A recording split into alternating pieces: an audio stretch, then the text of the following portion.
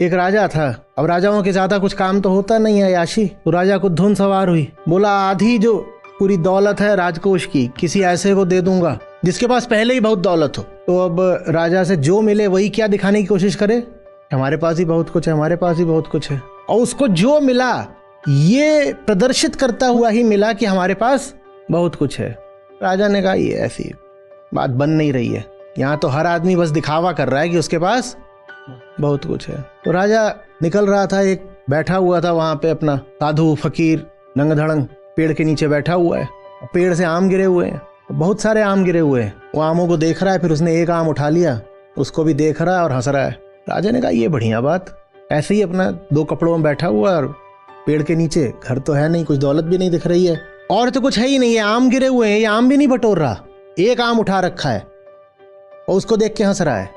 और सबसे बड़ी बात क्या, मैंने इसके आगे अपना रथ रुकवा दिया है, ये मुझे देख ही नहीं रहा।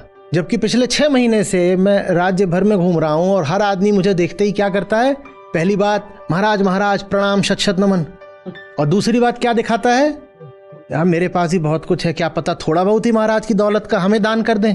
बोल रहे पहले तो ये आम तक नहीं उठा रहा, एक ठो उठा लिया जितना शायद इसके पेट की जरूरत होगी, एक आम इसने उठा लिया है। और दूसरा ये मेरी ऐसे उपेक्षा कर रहा है जैसे मैं कहीं का भिखारी हूं।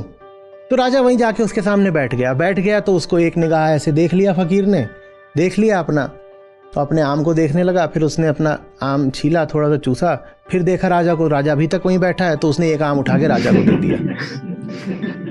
राजा रोने लग गया, उसे कोई मिला ही नहीं था जिसके सामने वो जमीन पे बैठ पाए, कोई मिला ही नहीं था जो उससे कुछ मांगे नहीं, उसे जमीन पे गिरा हुआ एक आम उठा कर दे दे कि देखो एक आम मैं खा रहा हूँ, एक आम तुम भी खा लो। राजा को सहसा लगा कि वो मिल गया जिसके पास बहुत कुछ है। तो राजा ने कहा कि मेरी इतनी दौलत है और मैं आपको अर्पित करना चाहता हूँ।